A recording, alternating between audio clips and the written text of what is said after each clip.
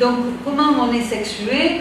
Nous avons chacun une représentation, bien sûr, du corps sexué, mais il faut savoir qu'au début de notre vie, dans le premier temps... Je fais 3 heures Moins 7. Un peu. Donc je vais le balayer très rapidement. Pour comprendre du côté des parents, des fois, comment c'est compliqué, il faut savoir que les parents, quand ils attendent un enfant, ils attendent toujours un enfant sexué dans leur tête. C'est-à-dire que le futur papa et la future maman rêvent chacun de leur côté d'avoir un petit garçon ou une petite fille. Et c'est intéressant parce que des fois, si on communique un peu, on se rendrait compte qu'on n'attend même pas le même enfant. Chacun attend le sien.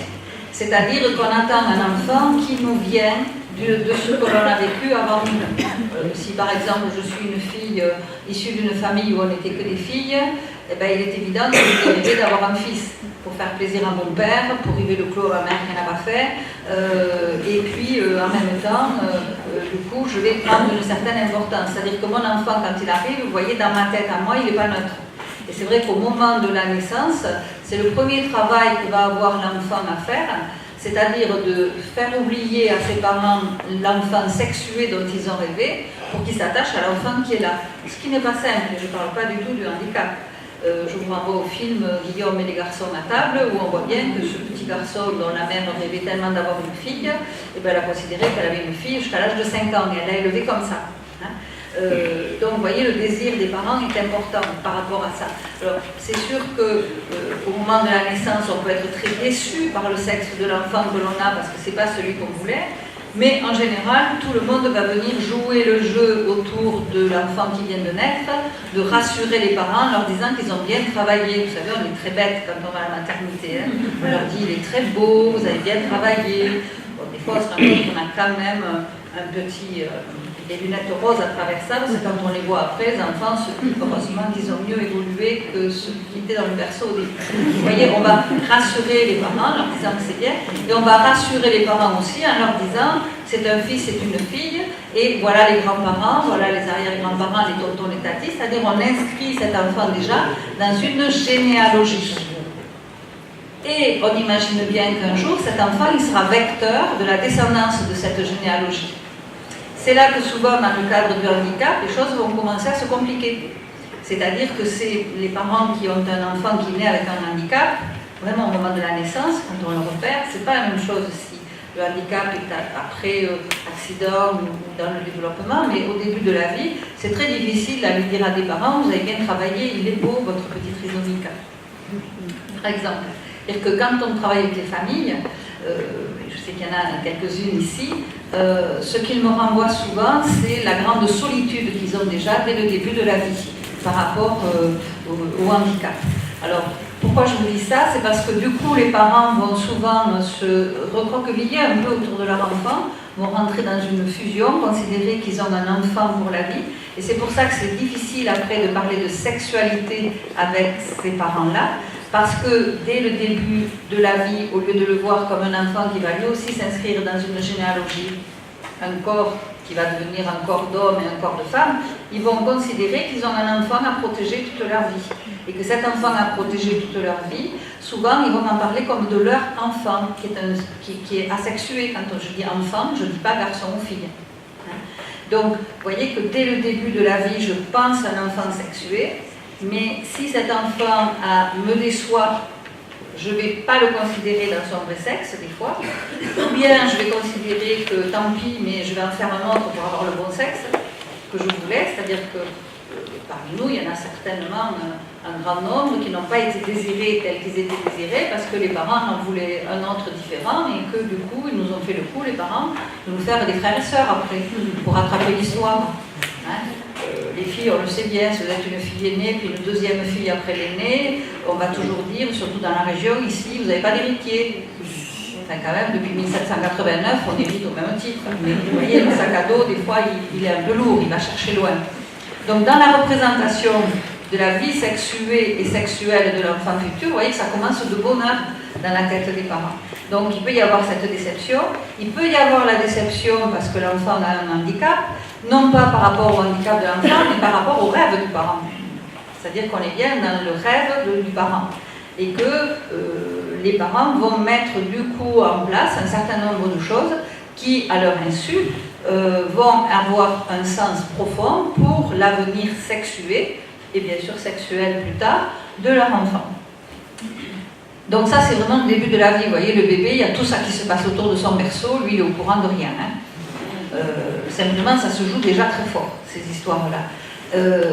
Au fur et à mesure que l'enfant va se développer, il va découvrir du plaisir au niveau sexuel. Quand on parle de se créer sexué, à l'intérieur du ventre de la maman, déjà, le bébé, il a un certain nombre de réflexes érotiques qui sont des réflexes de plaisir. La naissance, c'est le premier déplaisir qui arrive. C'est-à-dire que c'est pas facile pour un enfant de sortir de ce paradis intérieur où on lui fichait royalement la paix, il avait tout ce qu'il voulait quand il voulait, et quand il sort, il va falloir qu'il commence à se battre pour aller chercher, réclamer, à manger, à boire. Il se rend compte très vite qu'il a des parents qui ne sont pas vraiment doués, parce que quand l'enfant pleure, on va croire qu'il a faim, il n'a pas faim, mais il a sommeil, ou bien on va penser qu'il a sommeil, on va le changer, alors qu'il se rend compte que les parents ils sont quand même pas au top. Et il va faire avec l'enfant, c'est-à-dire que petit à petit, il va s'occuper de lui parce qu'il se rend compte que ses parents, ils sont pas mal, mais il manque un petit truc quand même. Hein. Donc l'enfant, du côté des sensations, il est content quand on le porte, quand on le tient, quand on le nourrit, et dans tous les moments où on ne s'occupe pas de lui, il va avoir envie, petit à petit, de s'occuper de lui tout seul. C'est-à-dire que vers l'âge de 3 mois, 5 mois, 6 mois, où l'enfant va commencer tout seul à mettre plein de trucs dans sa bouche. C'est le premier plaisir, hein. Ça s'appelle l'oralité, vous savez, le mettre dans la bouche, qui fait que d'ailleurs dans notre vie, souvent quand on a un petit coup de blues, qu'est-ce qu'on fait? On va direct dans le placard ou dans le frigo, ou chez le pâtissier, boire l'apéro, fumer une cigarette. Je renvoie chacun à ses manques de ce côté-là. Donc l'enfant va mettre beaucoup de choses du côté du plaisir dans sa bouche et il va tout seul se débrouiller. C'est par exemple vers l'âge de 5-6 mois où on dit c'est bizarre, il aurait dû téter et puis il n'a pas appelé, on va le voir et il joue. Et qu'est-ce qu'on lui dit? On lui fait un premier reproche, on lui dit je t'avais pas entendu. T'es déjà réveillé, je t'avais pas entendu. S'il pouvait parler, il dirait bah ouais, comme t'es jamais là quand il faut, je me débrouille tout seul. Ça s'appelle la mise en place du narcissisme, c'est-à-dire l'enfant va commencer à se débrouiller tout seul parce que l'entourage, il fait pas toujours ce qu'il veut. C'est le début. Petit à petit, l'enfant va découvrir comme ça le jeu, le corps, c'est-à-dire il commence à mettre tout dans sa bouche. Après, il va ensuite découvrir le plaisir de se toucher, en particulier le plaisir d'avoir les fesses à l'air, quand on lui fait des guili-guili, des chatouilles, etc. C'est-à-dire que le fait d'éveiller le corps de l'enfant en lui faisant des papouilles qui sont très agréables du côté des parents, vont éveiller bien sûr sensuellement l'enfant qui va se rendre compte qu'il y a des plaisirs très agréables au niveau du corps. Et il va, lui, le découvrir petit à petit son corps. Il ne sait toujours pas, lui, que c'est un garçon ou une fille. C'est les parents qui continuent à lui dire que c'est un garçon ou une fille. Mais lui, dans sa tête, il ne le sait toujours pas, l'enfant. Il va lui falloir, ça prend du temps chez l'humain, il va lui falloir 2 ans, 3 ans pour se rendre compte qu'il y a un autre sexe. Et en général, il va se rendre compte qu'il y a un autre sexe quand il va voir que les autres enfants ne font pas pipi comme lui ou font pipi comme lui. C'est-à-dire que la première prise de conscience, qui va durer longtemps chez les hommes, c'est qu'ils ont un zizi et qu'ils vont s'en servir pour faire pipi partout. Ça dure parce qu'ils font pipi au bord de la route. Nous, on a beau essayer, c'est pas terrible. C'est-à-dire que cet attribut sexuel que le petit garçon va découvrir en premier, là aussi, du côté de l'éducation des parents, c'est les parents qui doivent nommer les choses. Parce que les petits garçons, ils voient bien qu'ils en ont un petit zizi. Et ils vont aller le tripoter, ce petit zizi. Les petites filles, elles en ont un. Mais elles pensent qu'elles n'en ont pas. Et si on leur dit, quand elles posent la question « Pourquoi mon petit frère, il a un zizi et pas moi ?», on va lui répondre « Parce que toi, t'en as pas. Parce que les filles, elles n'en ont pas. » Vous voyez, quand on parle d'accès à la sexualité, pour le coup vraiment génital et la représentation du sexe, si les parents répondent ça à la petite fille, elle déjà en manque à 12 ans. C'est pas étonnant si on respecte toute notre vie qu'il nous manque toujours quelque chose. C'est-à-dire qu'effectivement, dans les représentations de ce que je vais avoir, ça se construit, vous voyez, depuis tout petit, bien avant que l'enfant ne comprenne exactement ce qu'on est en train de lui dire. et qu'un petit garçon qui se tripote beaucoup le sexe, on va voir qu'il se masturbe et qu'il prend du plaisir. Une petite fille, je peux faire semblant de rien voir. Parce qu'on apprend très vite à être maligne, à faire ce qu'on peut, on n'est pas forcément les mêmes. Alors du coup, on peut faire comme si, effectivement, on n'avait pas de réaction au niveau du corps. Et là, c'est l'éducation sexuelle qui va commencer, vous voyez, très tôt, 2 ans, 3 ans. Je vois ou je ne vois pas. Et l'enfant, lui, va continuer à se développer avec les encouragements qu'il va avoir ou pas. C'est-à-dire qu'un petit garçon, une petite fille qui, par exemple, touche beaucoup son corps, vers l'âge de 3 ans, à peu près, on va lui dire, écoute, ça a l'air bien agréable, mais tu fais ça dans ta chambre, tu vois, tu ne le fais pas au milieu du salon, devant les invités, à l'heure de l'apéro. C'est-à-dire qu'on va lui apprendre non pas les interdits, mais la pudeur. On va lui apprendre l'intimité. Ça, c'est le ton sur lequel je viens de le dire. Si je lui dis, sors ta main, tiens-toi bien, c'est sale, là, je suis en train de mettre un interdit qui fait que celui-là, il fera peut-être l'amour que dans le noir plus tard. Parce que je lui aurais tellement dit que c'est pas bien, que le jour où il va le découvrir, que ma foi c'est peut-être pas mal, il va essayer de s'en cacher. Donc vous voyez, les encouragements qu'on va avoir autour de la représentation du sexe sexué, corporel de l'enfant, et puis du sexe désir, découverte, ben c'est comme ça que ça se construit. Parce que la sexualité, ça se passe dans le corps, mais ça se passe aussi dans la tête. Avec tout ce que l'on me met dans la tête depuis que je suis tout petit. Et là aussi, on n'est pas un paradoxe près, parce que pendant qu'on me dit tout ce que je dois faire et pas faire, je me tape à la télé tous les clips, toutes les publicités et tout ça, où il y a du sexe partout. Plus mes parents qui vont laisser en plus traîner des revues porno ou autres, histoire de penser que je vois rien, alors que je vois tout, quand je suis un enfant, que je m'imprime de rien alors que je m'imprime de tout, dire que l'enfant se construit avec beaucoup de paradoxes du côté sexuel. Et que l'enfant en situation de handicap, souvent, là aussi, les parents vont le protéger davantage. Et ils vont aussi imaginer davantage qu'il ne voit pas, qu'il ne sait pas, qu'il ne sent pas. Alors que, même dans le cadre du handicap mental, c'est pas parce que je ne peux pas m'exprimer que je ne ressens pas. Le handicap, c'est parce que je ne sais pas le dire, je ne sais pas le montrer, mais ça ne veut pas dire que mon corps ne réagit pas. La preuve, c'est que quand le corps va se développer, là je suis à 2 ans, 3 ans, mais quand je vais devenir un jeune homme, une jeune fille ou un homme et une femme, mon corps va devenir un corps d'homme et de femme. Sauf que des fois, mon entourage et mes parents en premier peuvent considérer que je n'ai pas du tout l'âge de mon corps, que j'ai juste l'âge de ma tête. Et que c'est là que ça va être compliqué, par exemple, pour accepter de parler de sexualité avec des adolescents.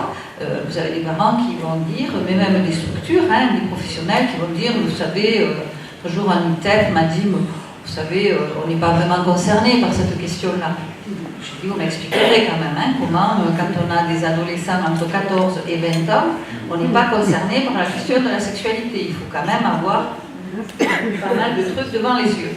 Donc voilà, tout ce travail, vous voyez, de construction, où au début l'enfant n'est pas conscient, son corps va se développer dans un sexe qui est juste nommé par les parents, mais dont il n'a aucune conscience. Vers l'âge de 3 ans, il va commencer à avoir cette conscience-là, parce qu'il voit les autres. Il va aussi découvrir le plaisir d'aller toucher, c'est l'âge, vous savez, où on commence à jouer à touche-pipi, au docteur, au papa et la maman. Ça fait partie des choses naturelles et normales, jusque vers 5-6 ans. Et là aussi, il ne faut pas imaginer, comme on a voulu nous le faire croire, qu'il faut repérer les enfants qui jouent au docteur et à touche-pipi dans les cours de maternelle comme des futurs pervers.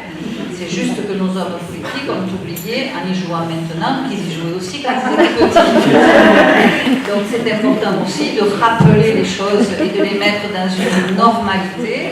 Et que quand on dit qu'un enfant, je travaille beaucoup avec des handicapés mentaux, quand on dit qu'il ne comprend pas, mais l'enfant de 3 ans, handicap ou pas, il ne comprend pas non plus. C'est-à-dire que c'est petit à petit que je vais mettre du sens pour lui et que lui va s'approprier ce sens et l'enfant ne va le découvrir que petit à petit, qu'au fur et à mesure que je nomme les choses. Ensuite, je vais m'arrêter très vite, je vois que c'est l'heure. Ensuite, il y a une époque importante pour le fait que toute personne puisse avoir le droit de vivre sa vie sexuelle et amoureuse. C'est vers l'âge de 5 ans, 6 ans, quand on dit à son papa et sa maman, quand je serai grand, je me marierai avec toi, c'est le petit garçon. Je te ramènerai même la paille pour que tu me fasses la soupe, maman. Si on le rappelle à 18 ans, ça les fait beaucoup moins rigoler. Et la petite fille, elle est déjà plus séductrice parce que ça va être mon petit papounet d'amour chéri. Et le babounet mon chéri va dire mais oui ma petite princesse. C'est-à-dire qu'effectivement il y a ce jeu de séduction à ce moment-là où en principe on dit à l'enfant quand tu seras grand, tu te marieras avec quelqu'un d'autre plus tard, pas avec moi, c'est ce qu'on appelle la mise en place de l'inceste. Et que là aussi certains parents qui ont des enfants handicapés vont, au lieu de dire ça à leur enfant, parce que ça voudrait dire qu'ils sont prêts à se séparer de leur enfant, vont dire bien sûr mon chéri, bien sûr ma chérie, je serai là toujours pour toi. C'est-à-dire qu'au lieu de lui ouvrir la porte de cet interdit de l'inceste qui fait que tu partiras un jour, je vais dire tu resteras ici. Et pour pas qu'il y ait d'inceste, ça veut dire que tu grandis. Vous voyez cet âge-là qui est important. Après, l'âge important pour la mise en place de la sexualité, bien sûr, c'est la puberté, où là, l'enfant va découvrir tout seul que son corps est en train de changer et que ce corps est en train de se préparer pour avoir des enfants. C'est d'ailleurs comme ça qu'on explique aux filles ce grand mystère des règles. Ça sert à rien, si ce n'est à avoir des enfants plus tard. En plus, aujourd'hui, ça nous sert vraiment à rien pendant longtemps. Parce qu'on les a à 12 ans, on fait les enfants à 30, ça fait quand même 18 ans de règles. Donc on pourrait aussi les déplacer un peu, ça nous aiderait. Et que effectivement, on va préparer les petites filles à l'idée d'avoir les règles en leur disant tu seras maman plus tard. Et que là aussi, dans le cadre du handicap, c'est très compliqué parce qu'il y a très peu de mamans qui vont expliquer à leurs filles handicapées, ma chérie, tu as les règles, tu vas avoir les règles parce que tu auras des enfants plus tard. C'est-à-dire que là, on va bien se rendre compte que la projection des adultes et la projection des parents sur la vie sexuée, sexuelle et amoureuse de leur enfant, et à chaque étape, normalement, on pousse vers dehors, on va en fait tirer vers dedans. Et que dans les équipes de professionnels, on n'est pas tous au clair avec cette histoire-là non plus. C'est pour ça que ça me paraît important de le travailler déjà avec les équipes. Et qu'au moment de l'adolescence, c'est là que le corps devient un corps d'adulte, que la tête, elle n'est pas encore là. Je ne sais pas si vous connaissez le pédiatre Xavier Pomereau, il dit que les ados, ils ont la tête dans le même état que leur chambre. Donc on voit cette tête, on se rend compte qu'il y a du travail pour savoir où est-ce qu'on en est. Donc vous voyez, c'est un moment c'est un peu le foutoir, hein, l'adolescence, c'est-à-dire qu'il y a le corps qui va avoir des hormones qui arrivent, donc remaniement physiologique, on n'y peut rien à celui-là. Le corps qui va avoir aussi des changements physiques, on n'y peut pas grand-chose non plus. On aimerait toujours être un peu plus grand, un peu plus maigre, un peu plus gros, un peu plus petit, enfin en tout cas ce qu'on n'est pas. Alors du côté des filles, ça se corse.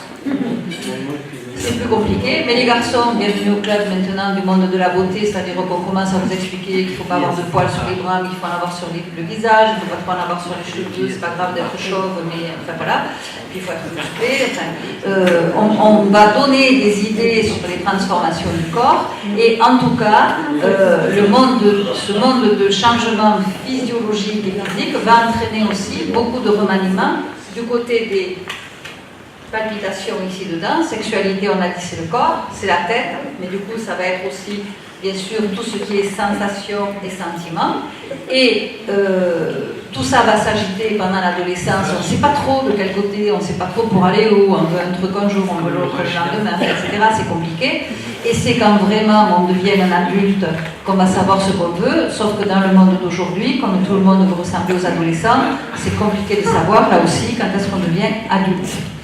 Donc, comment on doit discuter dans les ateliers, je vais m'arrêter là.